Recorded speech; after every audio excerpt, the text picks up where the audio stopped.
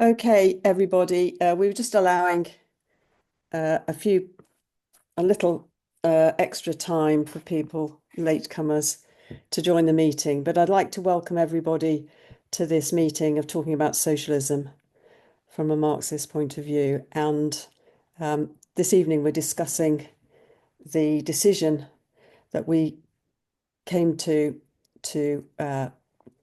not to participate further in the Forging Communist Unity talks. Just to remind everybody before we begin that this is being recorded. And so if anybody doesn't want to be recorded, then turn their cameras off, but to be aware of the fact. I'd like to welcome everybody. My name's Soraya Lawrence, and I'll be chairing the meeting. Nick Wrack will be introducing the discussion. He'll have about 25 minutes, forgive me. And then our practice is that it's 3 minutes from the floor so that everybody has an opportunity to speak.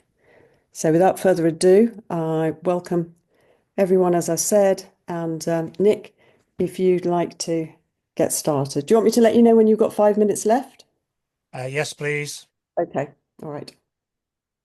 Thank you very much, Comrade Soraya, and welcome everybody.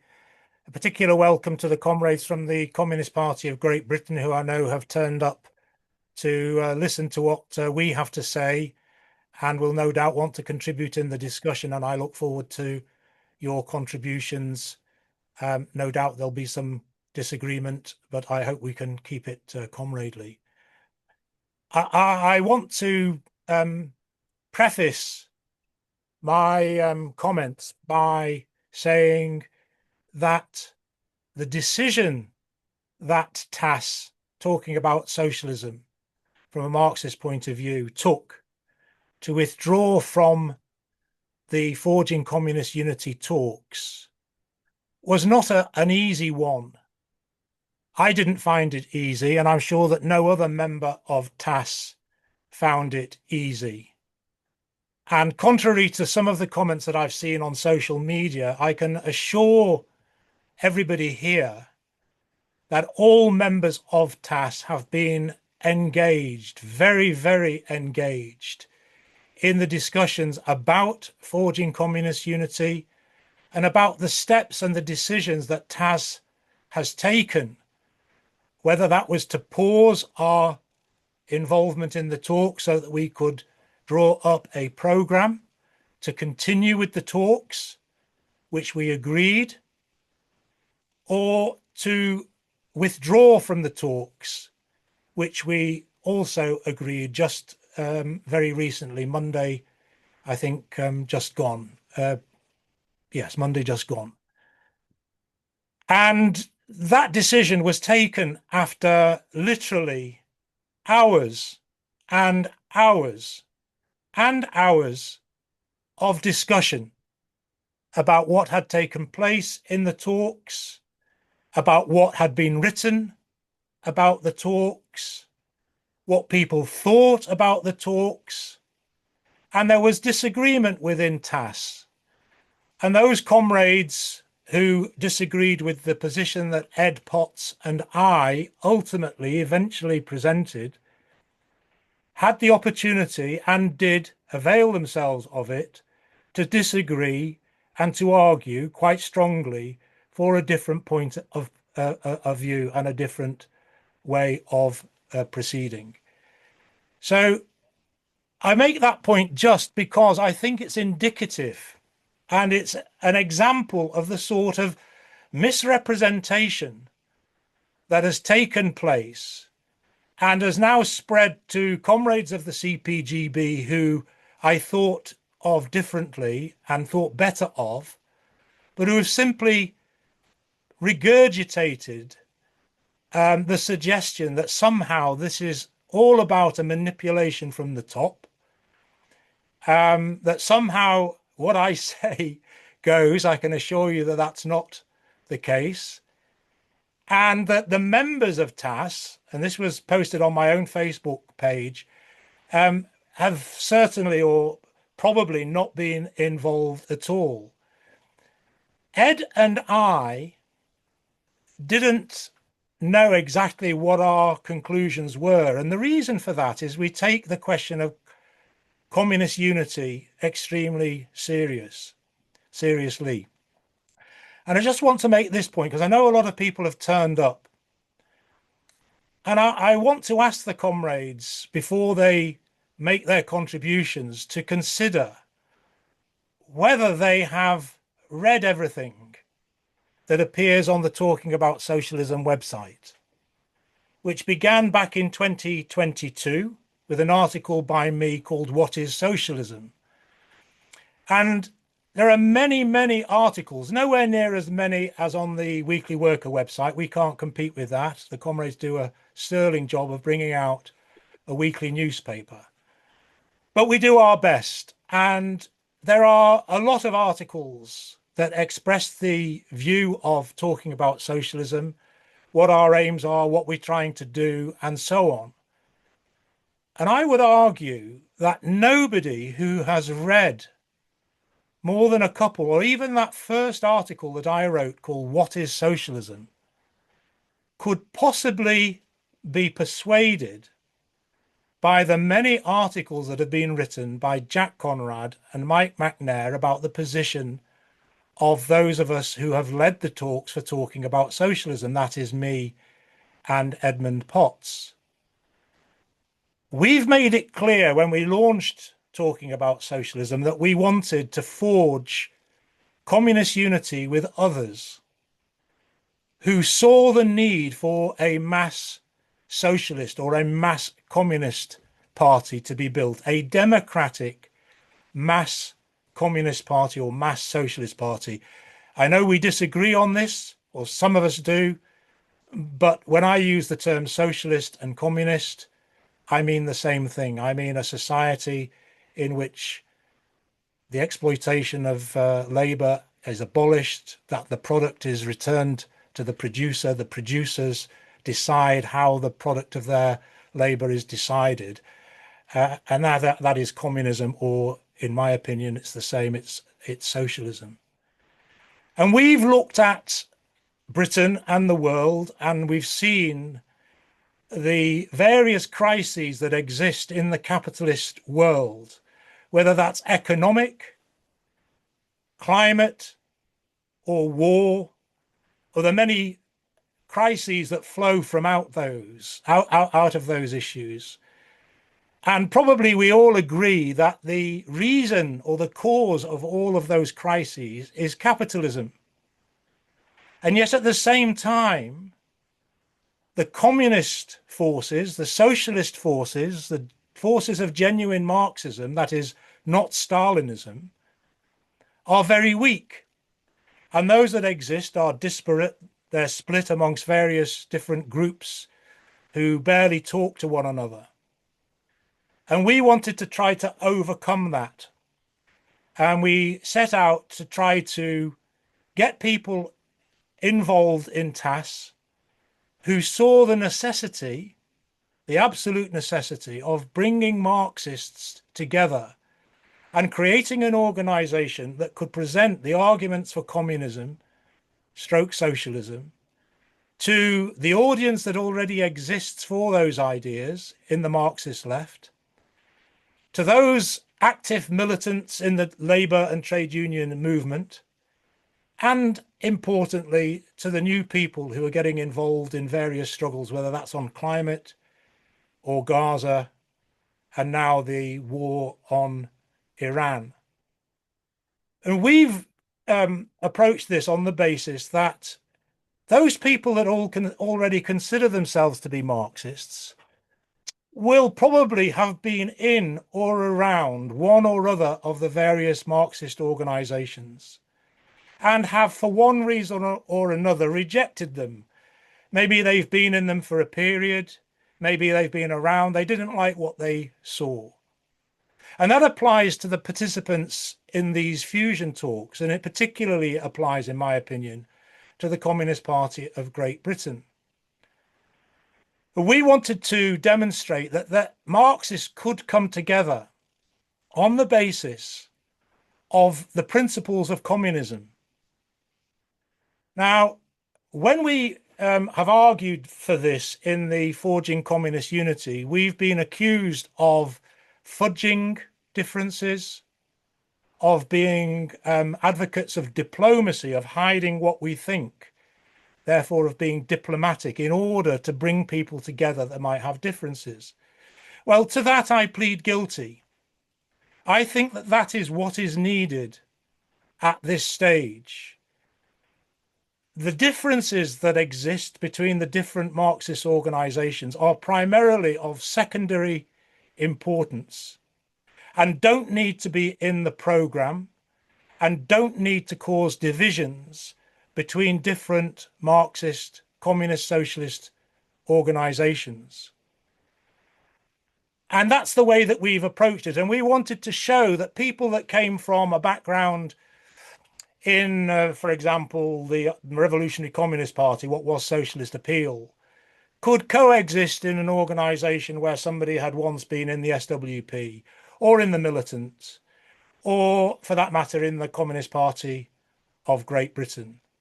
And that meant approaching the question of fusion and unity in a very careful, sympathetic way, and not putting unnecessary barriers before people. And I think that that is what has given rise to a lot, if not most, of the disagreements that have developed within Forging Communist Unity. Now, we've taken this decision, and I said it wasn't easy. And the comrades who have come to disagree with us or to try to persuade us to change our minds, I'll just say in passing that I've seen just before this meeting an open letter sent by the PCC of the Communist Party of Great Britain. We haven't obviously had an opportunity to discuss that, and we will discuss it at our meeting, our members' meeting this Wednesday. I don't intend to say more about that in this meeting. But we've taken the question of forging communist unity extremely seriously.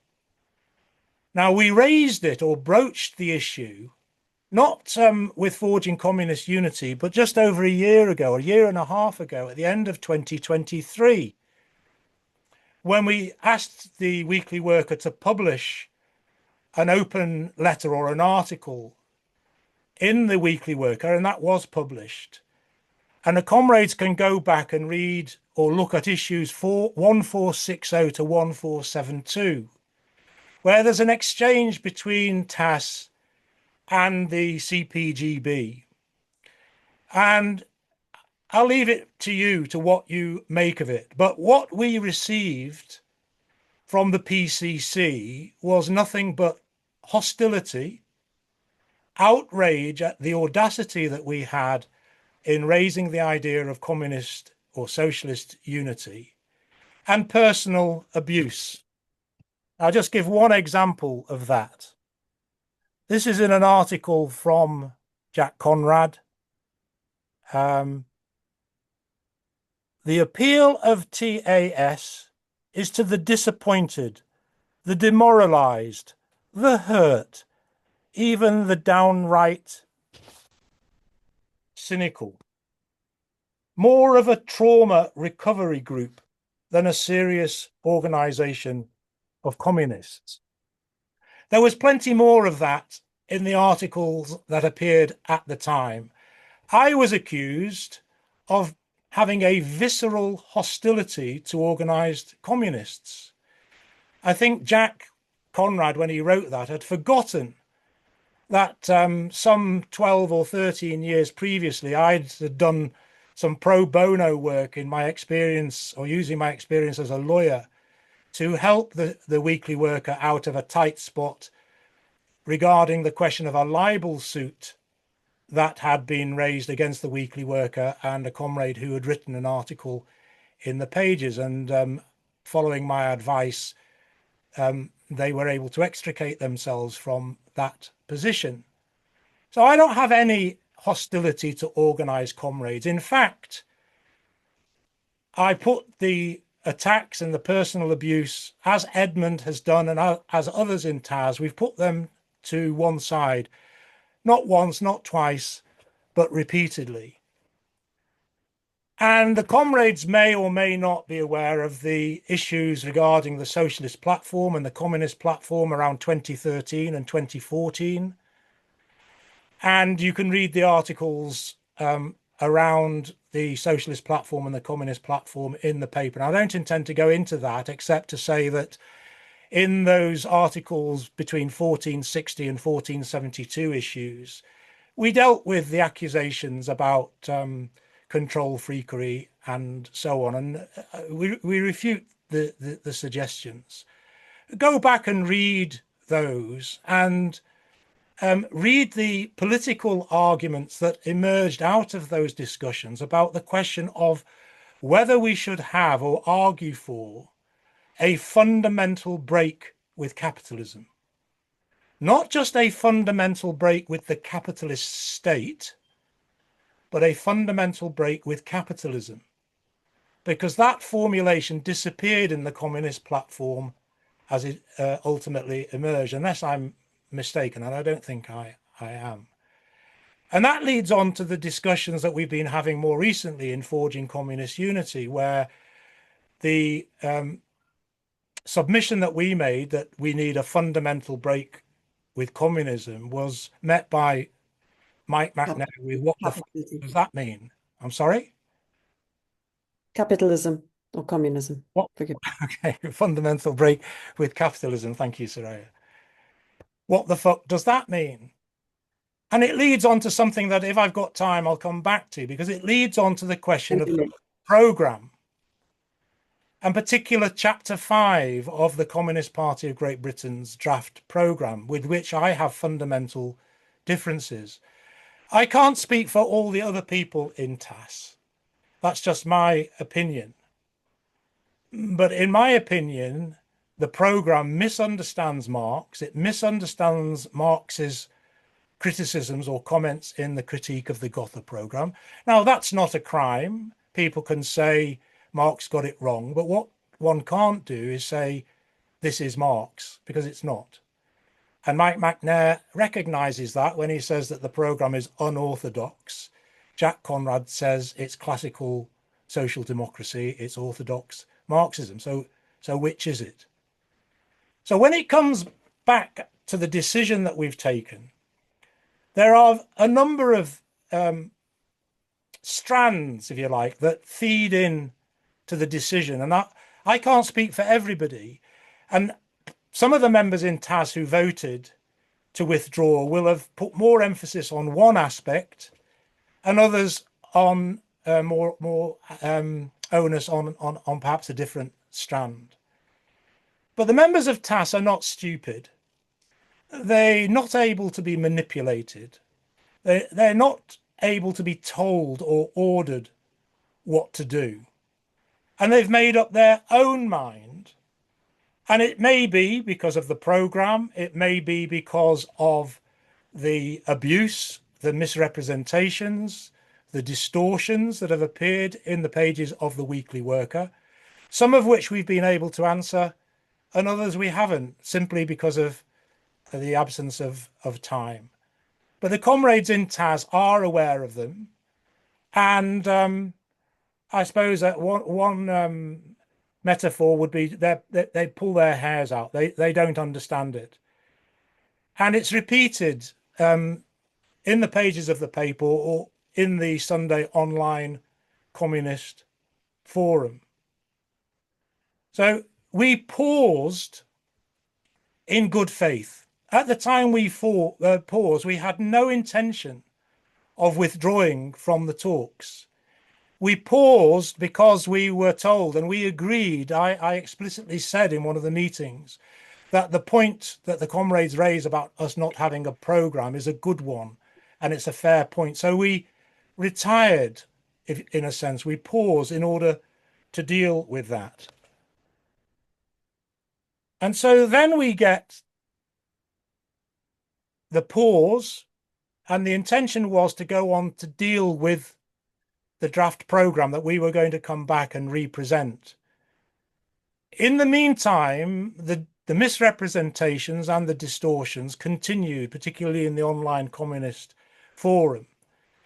And we were distracted in TAS from discussing the programme for a considerable time in order to deal with FCU and what our response to it, to these issues were.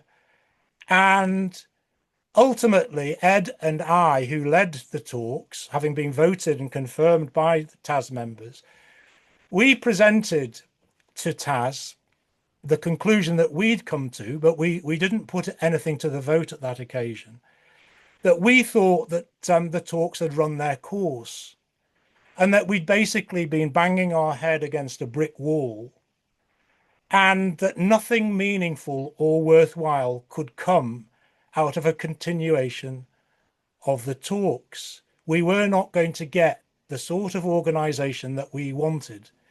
Now, this has been presented as somehow Wrack and presumably Potts and presumably others in TAS not wanting to be a minority in an organisation, not Mike McNair says not being capable of having the necessary sharp polemic, etc., etc.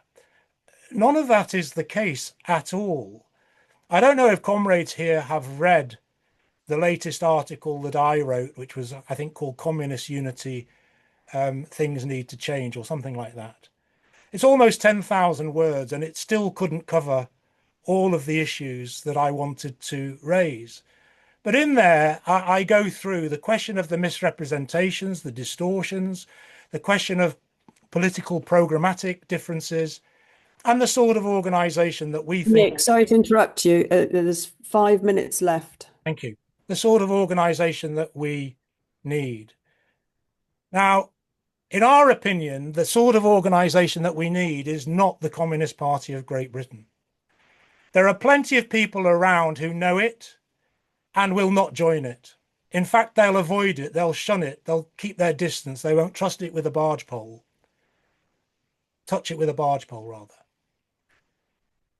And so we argued from the very beginning that we needed a new programme, we needed a new organisation. The question of culture came up, and we said we needed a different culture because the approach internally and to others on the Marxist left was unacceptable and an impediment and an obstacle to recruiting.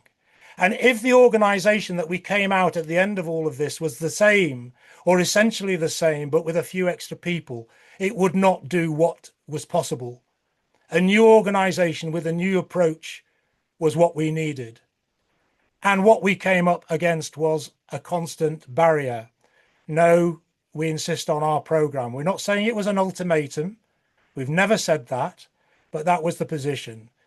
Jack continued to defend the name and the legacy of the Communist Party of Great Britain, which in my opinion is a legacy that I don't want to be associated with. And the culture, nothing needs to be changed. And in fact, yesterday, if the reports that I've had of the talk at the online Communist Party are correct, nothing to change, nothing to apologise for. And I just want to use one example before I finish of the sort of garbage that has been thrown about. And it's this. I've got a transcript of the online Communist Forum talk by Jack downloaded from YouTube. And Jack says this, you can look it up at 45 minutes. He says, it's good that the comrades are taking programmes seriously. It's sort of sanctimonious arrogance that somehow he doesn't expect it of us. Apparently, they've drafted 2 programmes. Now, first edition, which was something like 2,500, in fact, it was 3,345 words. And the second version is now up to 5,000. Well, it's actually 3,850. Jack can't even count or do a word count tool. And he says, I'm told that the comrades in TAS themselves were presented with this draft programme on a take it or leave it exercise that you can either vote for, but you can't amend it. Now, that is a downright lie. and I'm just going to show something before I finish.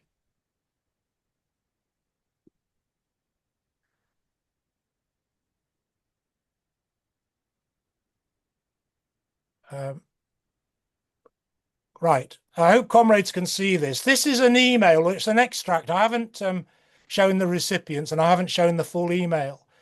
But this is an email that I send out to the members of TAS on the 3rd of June at 1821. Dear comrades, attached is the draft programme that Ed and I have produced. We present it for discussion. Now, this draft programme, I think we'd written it in less than a week, a weekend really. It is a first draft. We are very much aware that there is work to be done on it. Please read it carefully and critically. It is up to you to engage with it however you want.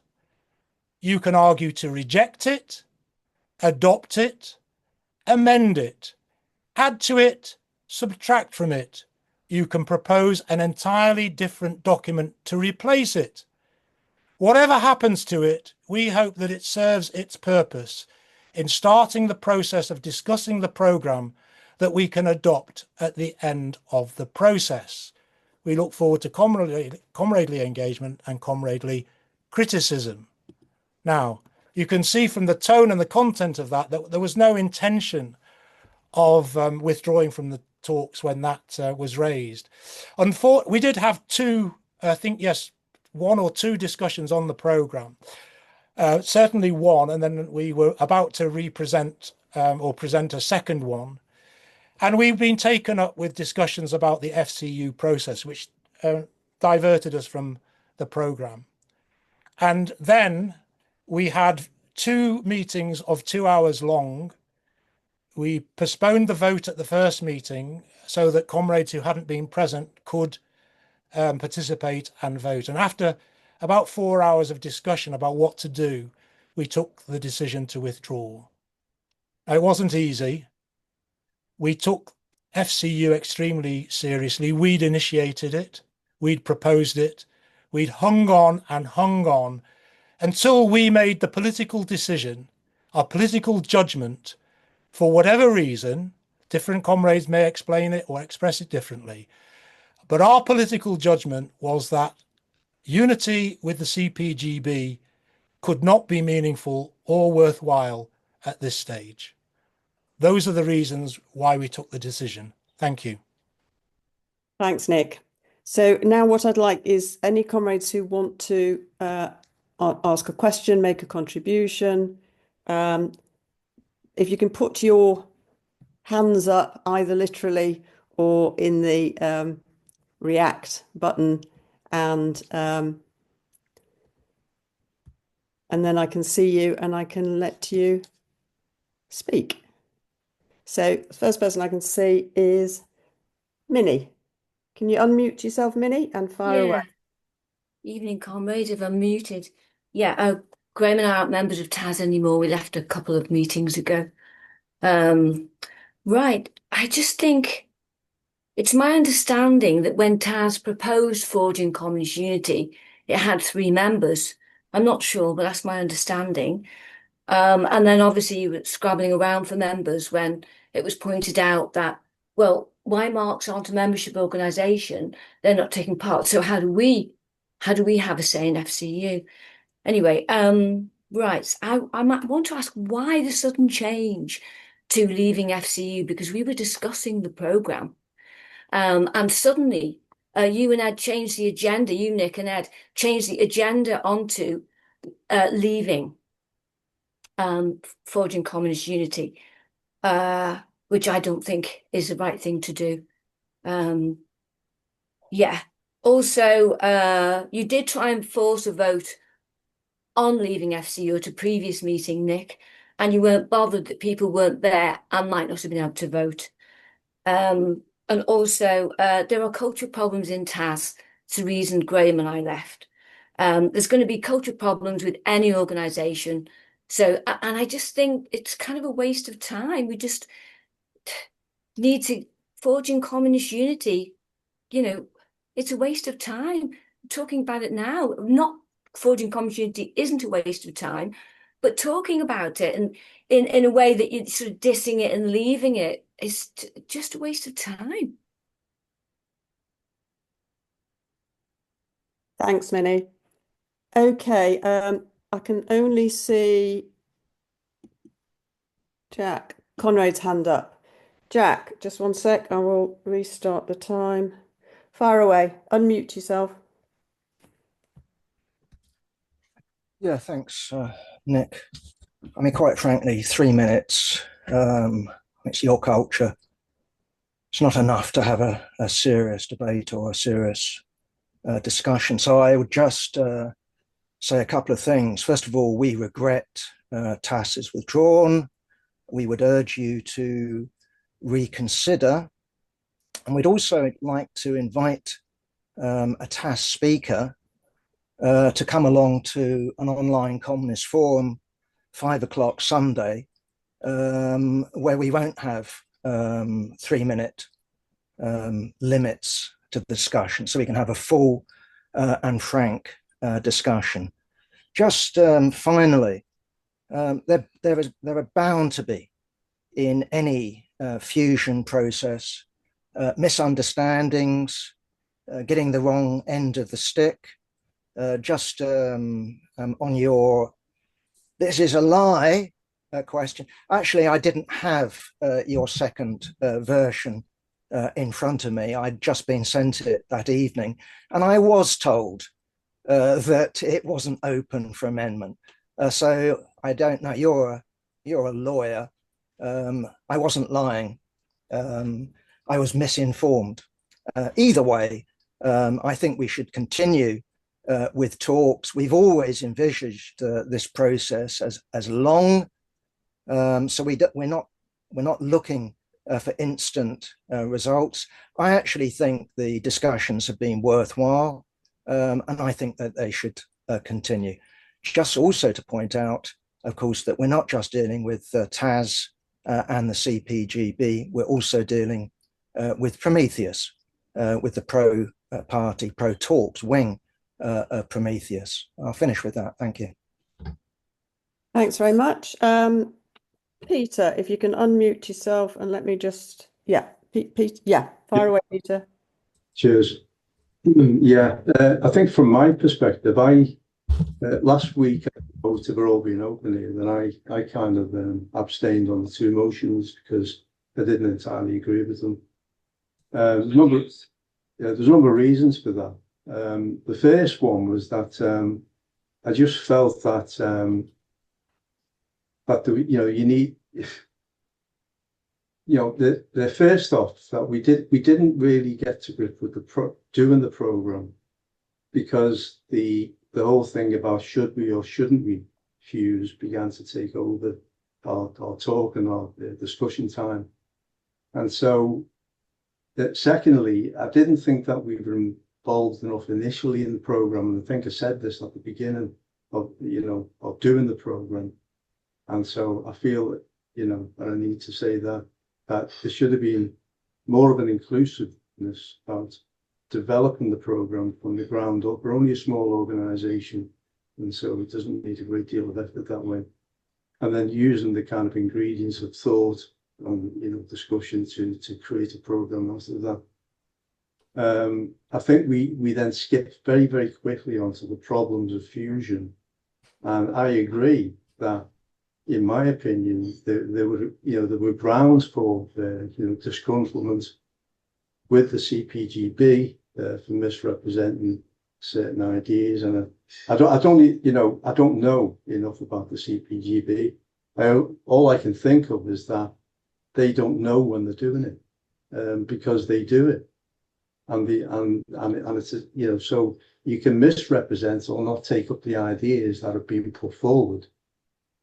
And that can be normalized in such a way as it's not even thought of as doing that. I don't know, but I can see that happen. But having said that, I don't agree that I think unity is important. I think that right at the beginning, this fusion process was kind of on brittle grounds, if you like, on shaky grounds, because most of Prometheus and RS-21, they decided not to engage right at the beginning, and they should have been asked to kind of discuss the reasons why and try to include them in the whole process, bring them back in, and not to strike out with one or two members of Prometheus and the two groups that are involved now, the one that I'm a member of, TAS and CPGB. My conclusion is that a program has been the roadblock, and I'm a bit confused because having said that we want fusion, and fusion is about a synthesis of whatever is in existence now. Peter, can you begin to wind up, please? Whether it's organizations in this case and creating something different. And it's not just our two organizations, because as I understand it, fusion is about, if successful, we then openly discuss fusion as an ongoing process with other people, with other groups. And so in one respect, getting bogged down in program dynamics misses the point that a program is going to continue to be a roadblock. Yes, we need to develop, a tightly knit, clear-cut, basic program, but one that is flexible and open, and that speaks to the fusion process, not just now, but in the future. And if you don't do that, then not only is the program a roadblock, but so is the culture of work. Anyway, I'll leave it then because I've run out of time. Thanks very much, Peter. Okay, after that, I can't see. Barry. Oh, Ian. Oh, sorry, Barry. Okay, well, I'll call Ian and then Barry. Sorry, Barry. I saw Ian first, so if I'll call Ian. Ian, if you can unmute yourself and fire away, please. Good evening, comrades.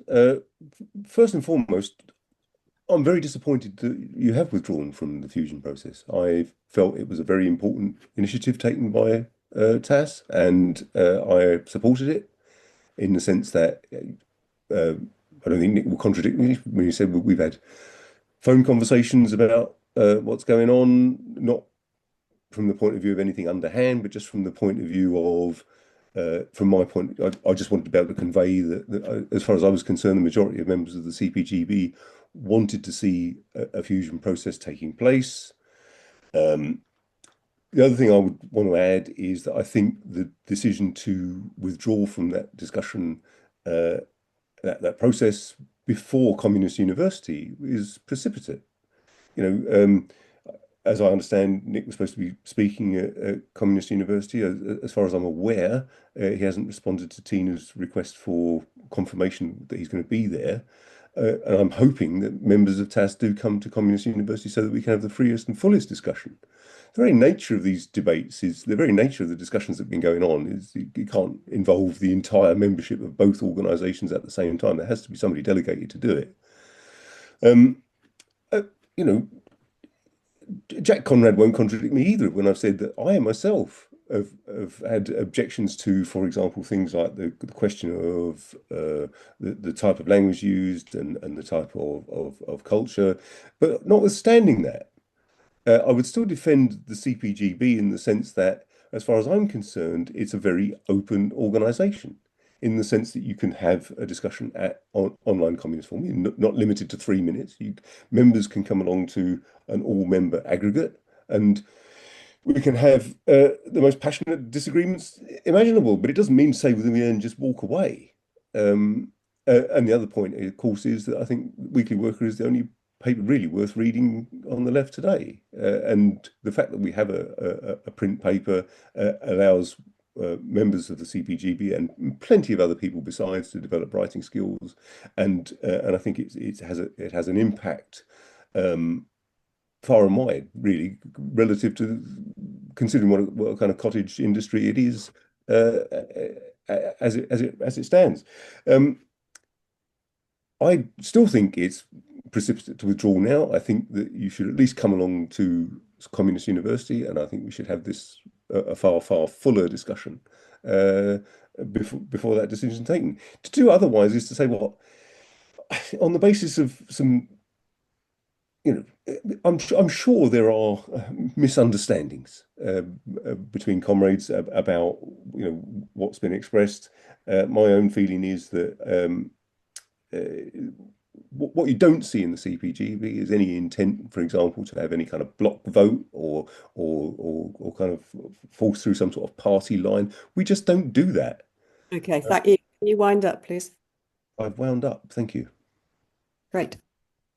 Stephen. Oh, no, I'm so sorry. Barry, where are you? So, apologies, Barry. Can you unmute yourself? Hang on. Can you hear me? Yes. Okay. Well, Ian said there were misunderstandings. Well, Ian stated on Facebook that TAS had withdrawn from the Communist University. Now, that statement was completely untrue, but he made it. And he also said TAS had run away and were cowards, or rather the leadership were cowards, sorry. So that's not a misunderstanding.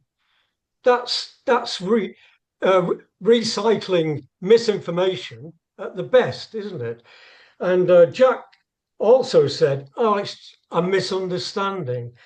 But there's a pattern there, isn't there, of false claims, of misrepresentation, of straightforward lies. There's a pattern there. If you followed the discussions, I'll give you one example. When it's quite clear that we're not maximalists, we're not the Socialist Party of Great Britain, we're not against reforms, we are against reformism. And it's quite clearly stated on our websites that we are in favour of reforms, but we're against reformism. But that didn't stop the CPGB leadership saying, and they used a rhetorical device of, they had a fear that we were maximalists and we were against reforms.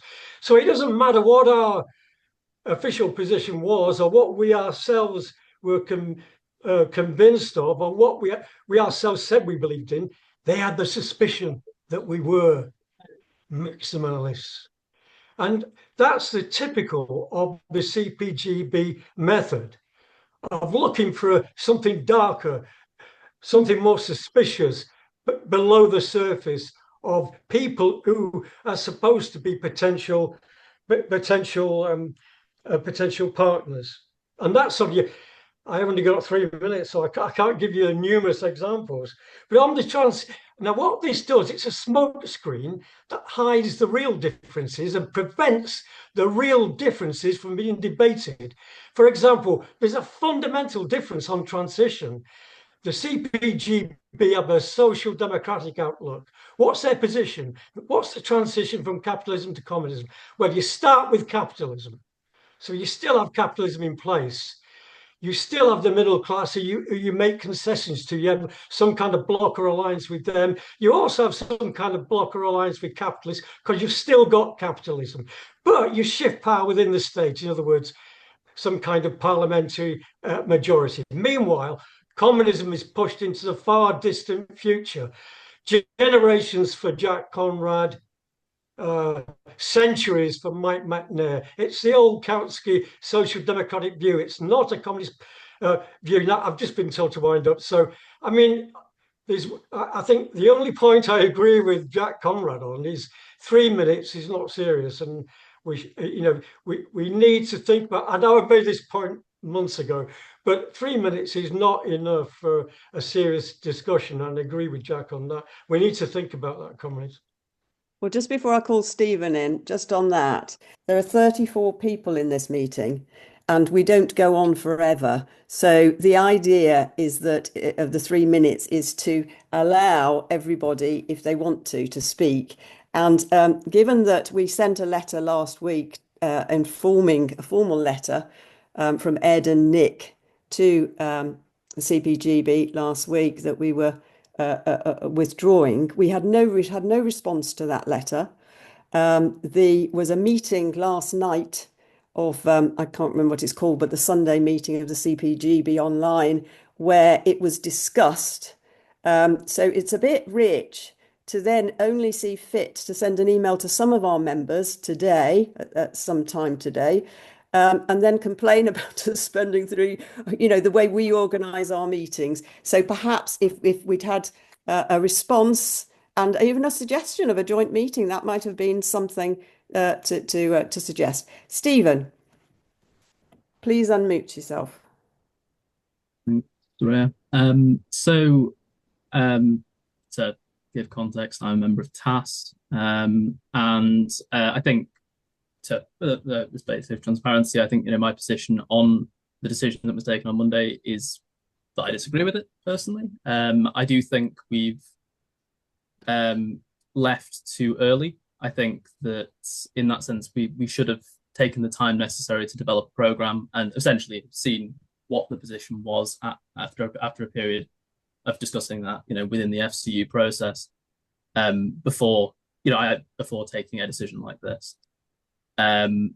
This being said, I don't have very much major disagreement with the presentation that Nick has put the FCU process. Other than that, I think the process of fusion is a very, very important thing. We are part ultimately. I would imagine pretty much everyone in this meeting would be within a tendency that stands for unified, for the regroupments of the communist left and a mass communist party.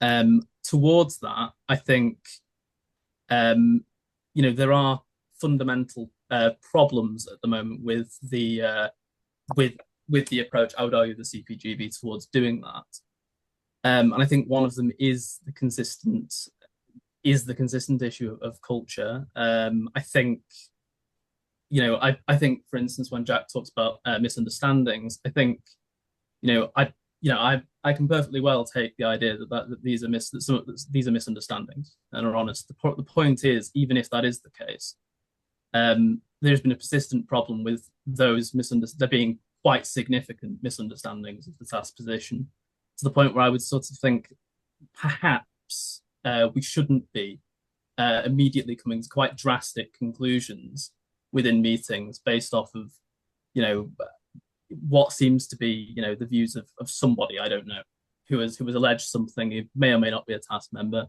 may or may not have access to these discussions, and may or may not be correct about the facts. I think that is something that I think is quite a fundamental process of any unity, of any process towards unity, is being careful in what you say, because I think frankly a lot of this doesn't give an impression of having a tremendous amount of interest in a sort of a genuine unity. I think that's what I've got to say. Thanks very much, Stephen. Let me just Moshe, if you could unmute yourself. Great. Thank you. As an interested bystander, I just want to express my disappointment at the apparent failure of the fusion process. If not these two organizations, I'm aware that other even smaller groups are also involved. If you can't get it together, then who can? If not now, then when? The plague of the radical left has been its fragmentation. If we can't overcome this now, then the future of communism is in great danger. But you have to exercise patience. As the man says, patience I need. You need patience, and you need to be careful in how you express your disagreements.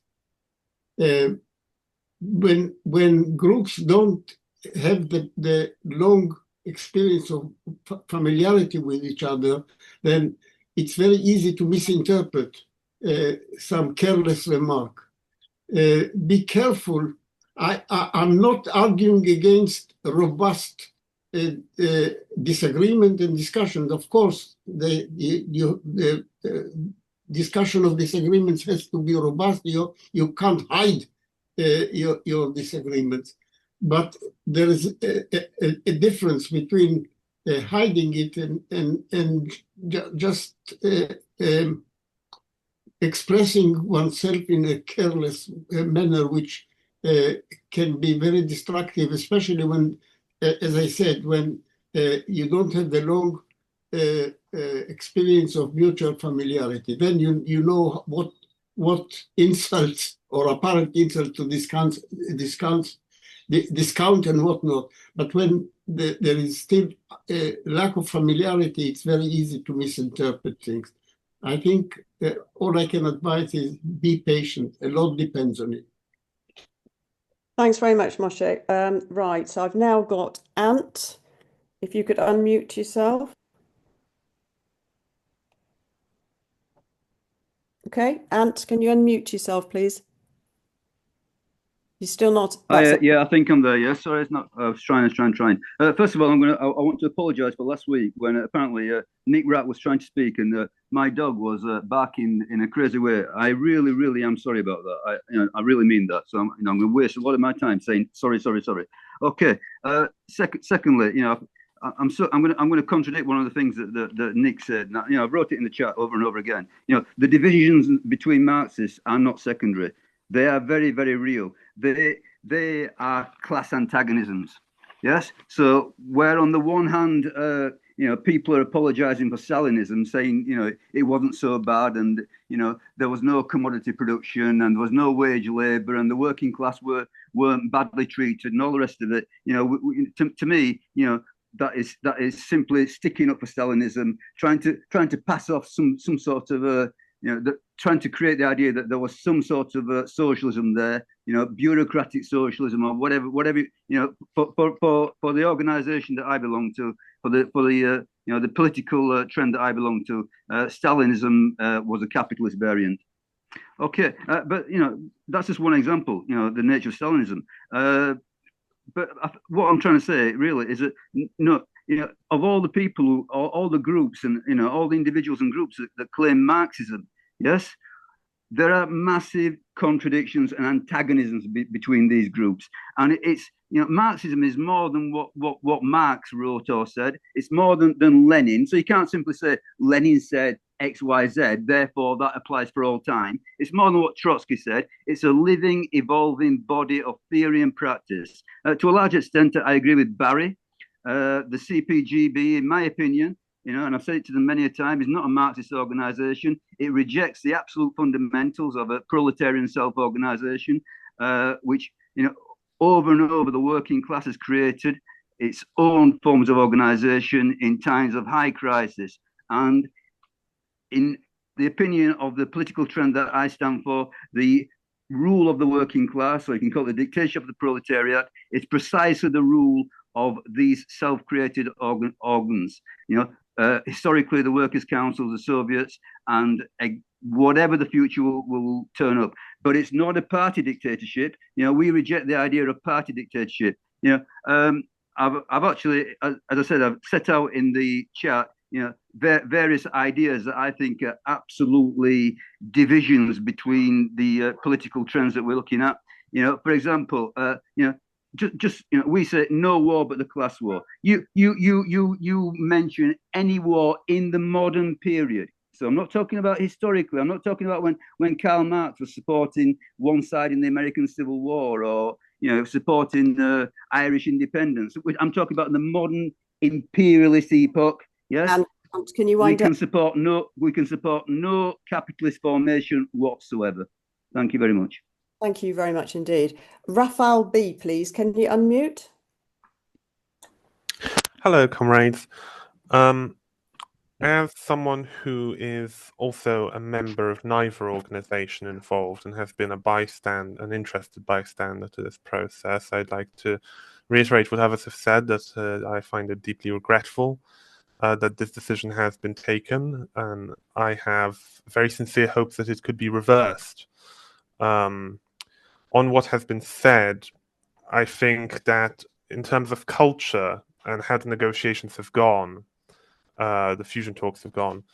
I think with Marxists and communists, I think there's a lot of unique terminology that we use, and I think it's quite easy to speak past each other, to misunderstand each other. And I do think that I suppose it is a question of culture, but we often when we see an argument presented by someone on the other side, our immediate instinct is to identify that as a particular historical case, and we have already prepared the argument against it. And I think that perhaps we should more often exercise the instinct to find consensus, not on a diplomatic level, but that we should put in the effort to clarify, to ask questions of our interlocutors and understand what it is exactly they're saying. I'm not denying that there are real differences in both the conception of communism and a Marxist program between the organizations involved. But I think often when reading the articles in the Weekly Worker and reading the articles by TASS, or members of TASS, there is often simply, a claim is made and about an argument that was made, and then the other side will deny that claim and say, well, that's not what we argued for. So I think we could perhaps cut out some of the polemic, not on a diplomatic level, but on a level of trying to understand each other, because I think it's very likely we'll find that on a lot of these issues, not all of them certainly, we actually believe the exact same thing. And then the remaining ones, those are the important ones. I do think that the issue of culture is not at all justifiable for withdrawing from the talks. However, if no one likes to be misrepresented, no one likes to be called a Pol Potist in an article. However, if you can't imagine being in a unified party, if you're going to be in an organization, surely you can. Well, can you line up, please? Yeah, you can accept that a member might call you a Pol Potist, and that's not going to be a reason for splitting the party, for example. We're going to have, in a unified Communist Party, we're going to have free and open debate. So I don't think that's a justifiable reason. Stick through, get back in there, stick with it, push through, and, focus on the goal. Thank you. Chris, if you can unmute and, yeah, great, fire away. Thank you. Sorry, I first start with saying that I agree with everything that Moshe has contributed. I want to start with the Italian communist Lucio Magri wrote in his final book that for a communist, isolation is the gravest of sins.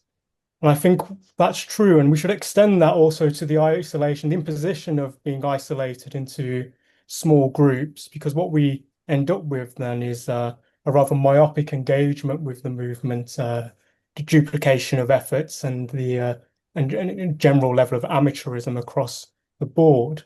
And the only way to overcome this is through the common organization of communists and revolutionaries in an independent organization, a party that is dedicated to the realization of a communist society through the World Revolution. So the unity of communists is not simply a good idea, but an urgent necessity. An urgent necessity, a long overdue necessity. And for all individual gripes, past disagreements, falling out, whether our personal interests, what have you, are all subordinated to this goal. That we can expect to agree on matters of principle. We can hope to agree on strategy. But fundamentally, all other things are subordinate to that. Some of us may believe in God, some of us may not. Some of us may think the Soviet Union had positive lessons, some of us may not. Some of us may think we can socialize all production immediately after the revolution. Most of us think not. And these differences should be debated out and discussed openly among our comrades, amongst all communists, and they're not a barrier to unity. Because as communists, we know that our individual preferences, our ideas only matter as part of a living communist trend, in which we will sometimes not share the views of many others, sometimes we'll be in isolated minorities and so forth. It's quite normal situation for us to be in as communists. And it's actually one of the great strengths of Marxism and the revolutionary movement that we are part of. So just moving on to the task, exit from FCU, and I'll try and be mindful of the time, Chair.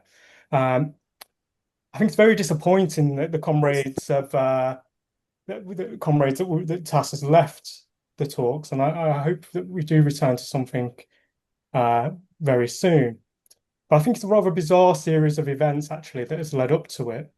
But I would like to start by saying it's very courageous and the right step by our comrades Ed and Nick to propose fusion, and they should be commended for that. But it is a bizarre run of events. TAS proposed fusion with the CPGB, RS21, Prometheus, and Y-Marks last year, already knowing the tone and the writing styles of the Weekly Worker and their writers. Then RS21, Y-Marks, and Prometheus majority withdrew for different reasons, but the discussions continued in a comradely, I'm nearly finished, in a comradely and friendly manner at the monthly meetings. TAS then paused to write a programme, a feat not yet accomplished for very obvious reasons, for time, for extremely limited inputs, and no real process where amendments can be voted on as of yet. Okay, thanks. TAS, comrade, can I just finish this? Why should you have more than anybody else? I'll give you another. Give you another second. I'll only take 30 more seconds. You can't develop politics. Go. 50 seconds. Go. TAS withdraws from the FCU on the basis of the tone and the writing style of the Weekly Workers barrier. Now, obviously, that doesn't make much sense. Why initiate a fusion process with an organisation whose paper, sharp polemical approach, and what have you is well known, well understood, and then later on use that as an excuse to leave? Clearly, something else is at play here. And what is at play actually is political differences. And those political differences, which I can't actually get into because of length of time, need to be discussed out and debated openly amongst all of our comrades. And that's the only way we can move through it, whether it's on culture, whether it's on the transition, or whether it's name or whatever. The only realistic way through it is common work and common discussion. Thank you, and apologies, Chair. Next person is Jake. Can you unmute and speak? Right, can you hear me? Yeah. Okay, I'll keep it brief. I do hope we still see people here at Communist University. I think it would be good to continue talking with people that do want to continue talking, and continue being serious about this stuff. I saw someone in the chat, I can't remember who, said that they hope the discussions resume, or discussions like this can resume. I don't think the current discussions have to be over just because TAS has decided this right now. We've still got Prometheus, we've still got other comrades. It's not over in my mind. Yeah. Nick, I feel like you keep talking as if the CPGB itself is a monolith. You talk as if Jack is somehow the only member of the organization sometimes. Jack believes that the CPGB name should be kept.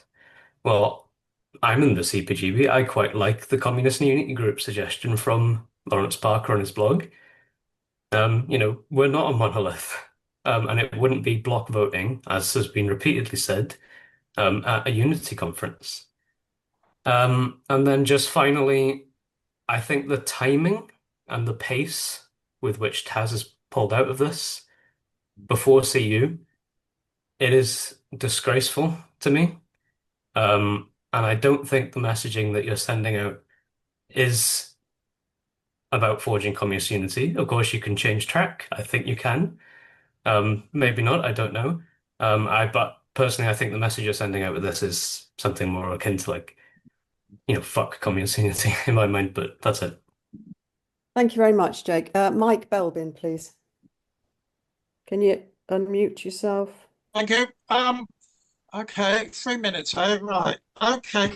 It's my observation as somebody who's attended CPG open forum for some time and listening to what they have to say, and also listening tonight to TAS, that there is an obstacle. To me, there's an elephant in the room, there's an obstacle, if not a total blockage, which is that one group in this relationship has a program that is spent many years developing, with lots of discussion, democratic discussion, and changing of tones, etc.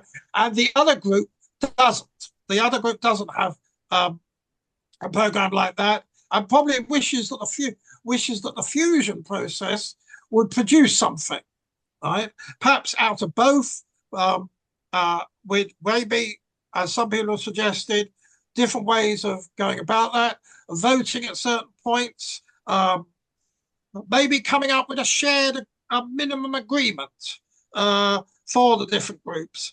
And maybe they could at some point spend time working towards a minimal statement, a shared statement, and so overcome that difference, that huge difference between having a program which you're very committed to because you work very hard on it, and not having a program and thinking that the fusion process is how you're going to work towards that, etc.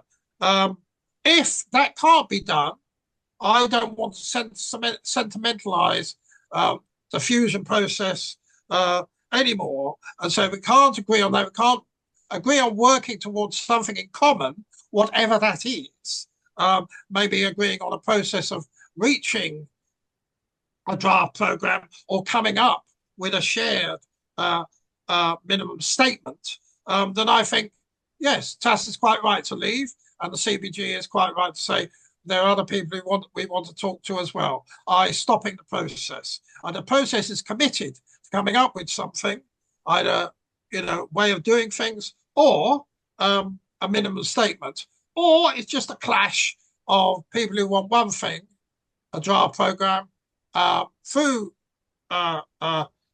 certain processes, or those who want maybe the fusion process itself to develop that. So I think it should either, work on it, or, which I suppose some people say they have been doing it, or rejecting a relationship which can't be an agreement between people with such different particular interests. Thank you. Thank you very much. Ed, you are going to be next, but I'm going to just make a contribution myself. Then I'm going to call you, Ed, and then I'll call Nick in to sum it up. And I will, let me just, sorry, I've got to reset the timer because I don't want to. Right, okay. So very briefly, I think some comrades have spoken, in particular Chris, about the abstract. There's the abstract, and of course we want unity, and there's the practical. And again, some comrades who've made contributions seem to be under the impression that this is some sort of petulant behavior by TAS, that we don't like things people have said and therefore we're withdrawing and we're throwing our toys out of the pram. We are very serious. That's why we've taken the steps over years and come back, even when we've been rebuffed by the CPGB, to try to work towards unity. And it's the fact that the method of the CPGB, of lies, distortion, misrepresentation, distracts from the comrade who just spoke, Mike Belbin, about actually creating a programme. You see, what's happened is the comrades, Ed and Nick, made a proposal that there be a committee to work to get a joint programme of a possible fused organisation, and the new organisation would have a new name. What was the situation was that the CPGB said, no, we've got a programme we worked on for 30 years. We'll go to a conference and we can all vote on it. That's terribly democratic. Of course, it's democratic if you vote on it. But what isn't a way to work towards fusion? By presenting a fait accompli. Actually, if you want to show that you want to collaborate with other comrades from different experiences and different organisations and different backgrounds, you say, OK, let's sit down. And you even argue, actually, this is in our programme of 30 years and we think this bit should be in. You don't just blankly say no. So in actual fact, the methodology of lies and distortion distracts from the real political discussions that should be taking place about, for example, the transformation period after workers have taken power, which are really serious points. And they haven't happened because of this constant misrepresentation and, sadly, downright lies. And it's disappointing to see somebody like Ian Spencer jumping on the bandwagon of saying things that just aren't true. Finally, and I'm going to just final on this, if, again, an example of how to operate, if I'd received a document from the CPGB that was not for public consumption, so the draft programme, I would have contacted those who I've been collaborating in the fusion talks and said, oh, look, I've received this. I don't know how I've got it. And it may be that you don't want me to publicise this or to, but I would have had the decency, even if somebody's already put it out there, I would have had the decency to discuss with those people, with those comrades who I hope I show some sign of respect. That has not happened. Ed, thank you. Right, it's 45. You and Nick are going to have to stick it out. I think if I give you, if we go, can we go until 9:05, or does it? No, we can, so if I'll be very quick, Soraya. Right, sorry, Ed. Yeah. Okay, thank you. Well, thank you to all comrades as well. As ever, it's really important to hear what people have to say. I think what it comes down to is, for me, is this: is building a party, building an organisation, a chemical reaction that you achieve in a crucible where you reduce elements down through white heat of polemical fire, and you break bonds, you reduce things down to ashes, or does it actually also require good faith and collaboration, honest and accurate reporting? These are all political questions, comrades, no less than the question of programme. Comrade Jack said that 3 minutes to speak in this meeting is not enough, and he said something like, oh, well, that's your culture. I agree it's not enough, but it's the time we have, and it's divided out in a way that results in the most number of people being heard. We've got a lot of people on the meeting tonight, and all of you are welcome. And you might think, actually, that from that remark, Comrade Jack agrees with us that organisational methods and culture are political issues. I think it's to Jack's credit that he hasn't imputed the motive that some others have done, that really what this is about is Nick or I just afraid of losing votes.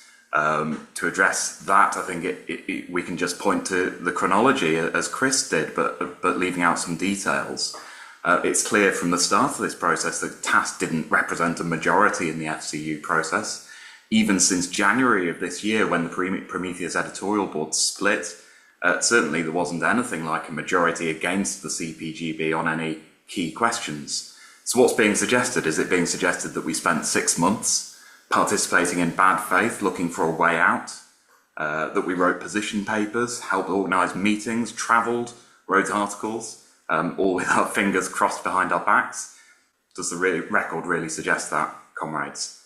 The difficulty, which I've confronted only really reluctantly, is this is not a minor or a tangential issue. It's a really important one. Jake was right to say that the CPGB isn't a monolith. Of course it isn't. No organisation can be. TAS certainly isn't.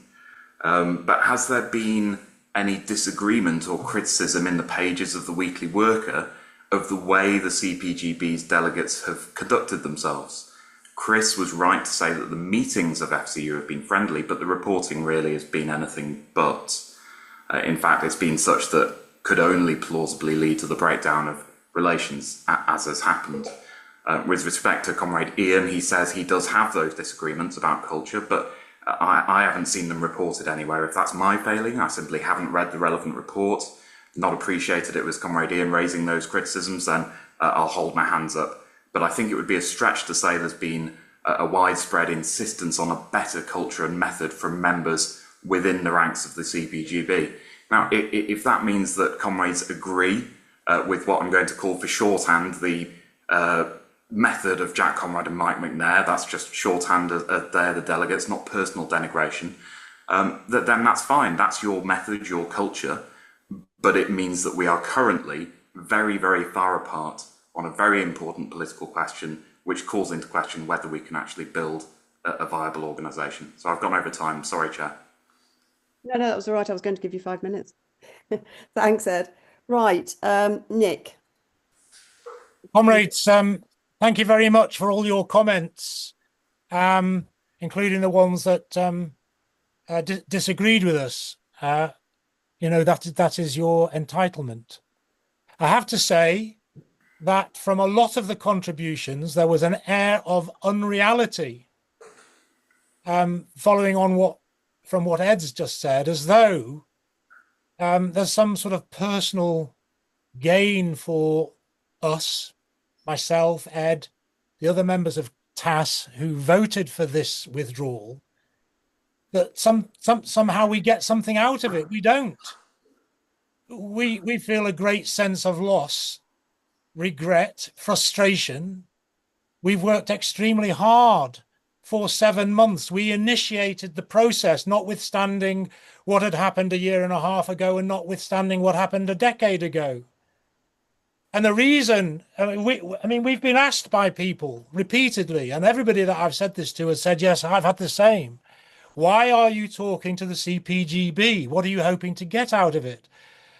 And I've written articles saying why we thought it was important and the importance of communist unity. I also agree with Moshe. But again, we have to be concrete. We have busted a gut. We have banged our head against a brick wall. We have had meetings which have gone apparently well. In one meeting, Jack said that he would apologize for having called me viscerally hostile to organized communists. And the very next issue of the Weekly Worker justified the comment. And that's been the order of things.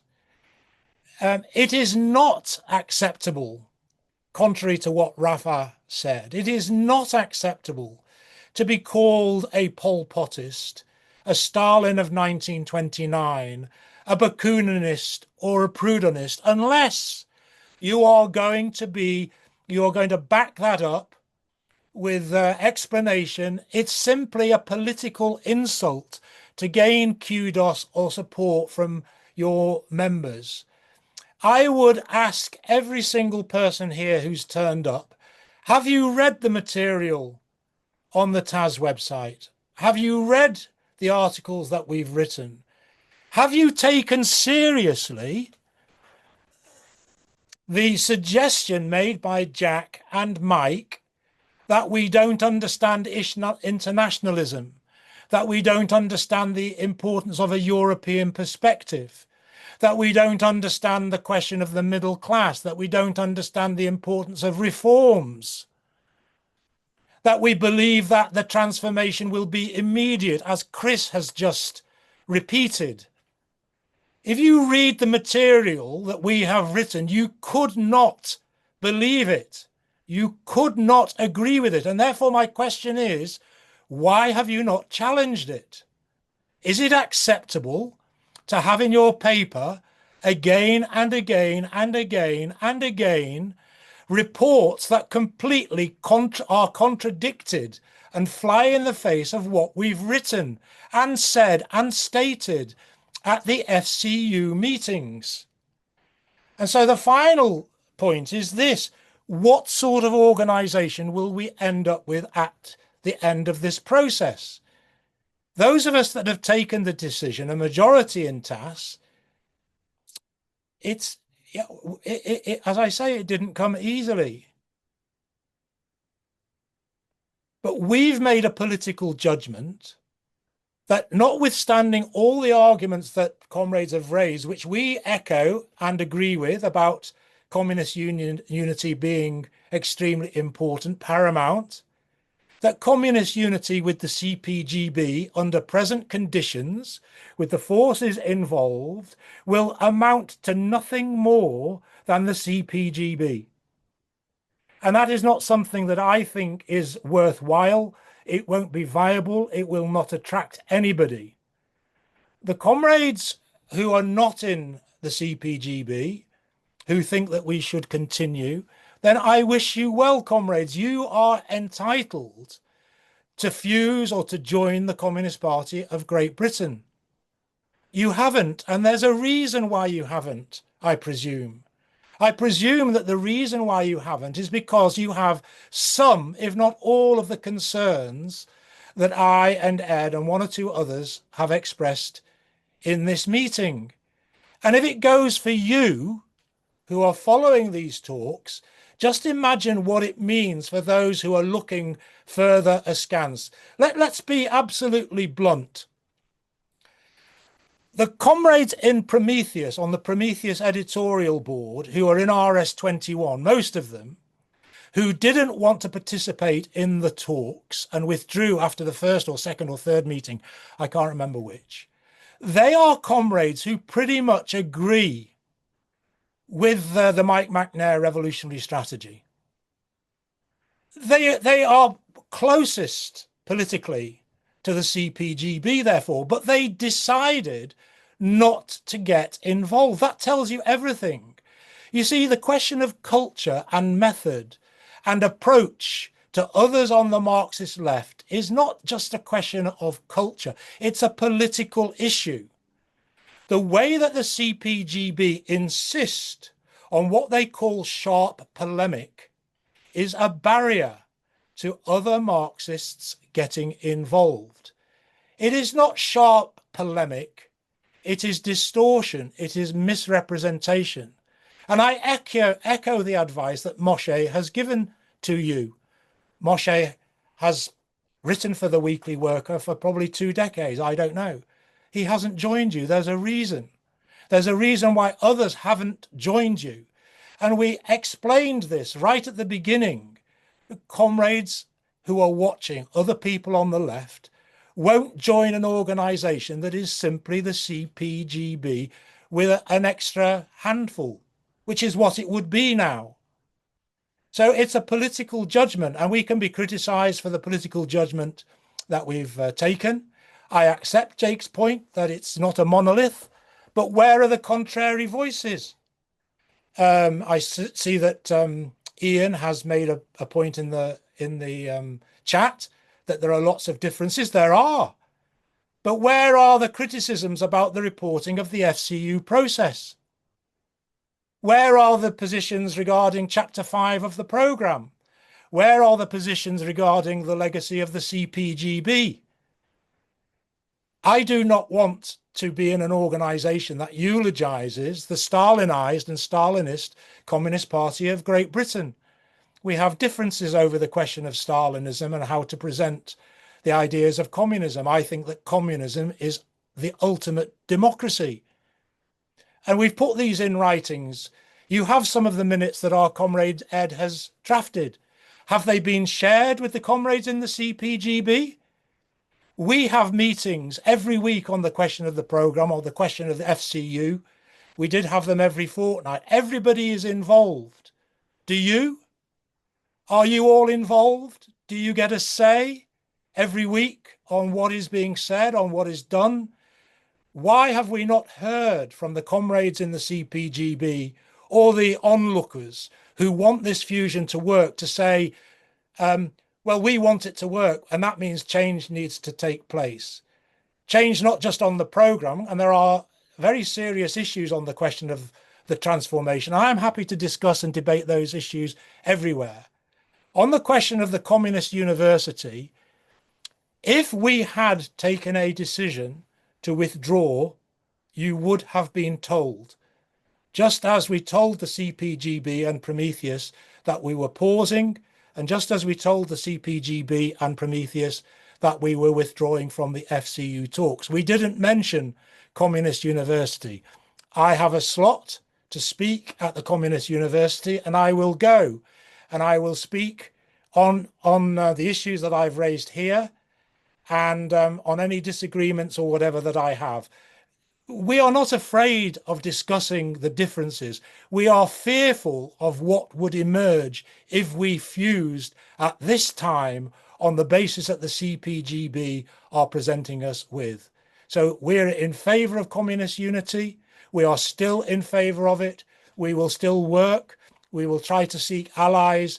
We may well end up in the same organisation with the comrades from the CPGB. I said that, or with Will McMahon and I, we said that in January of 2025 when we previously tried. We hope that we end up in the same organization. But politics is absorbing. Nick? I'm going to finish on this. It's absorbing and it's time consuming. And we've taken the decision because we think that we'll be more effective and better able to do the work that we want by withdrawing from these talks. Thank you very much. Thanks, Nick. Thanks everybody who attended the meeting and everybody who contributed. And the only person who put their hand up who I didn't call in again was Barry. So apologies to Barry, but it was a question of time. And I'd just like to finish by saying anybody who's attended, you can join TAS. We would urge you to join us. Comment on our website. And the next meeting we have is on the 14th of July. And of course, 14th of July, it's got to be Bastille Day. It's on the French Revolution. So I'd urge comrades to attend that discussion and look forward to seeing you then. Thanks very much, everybody. Bye.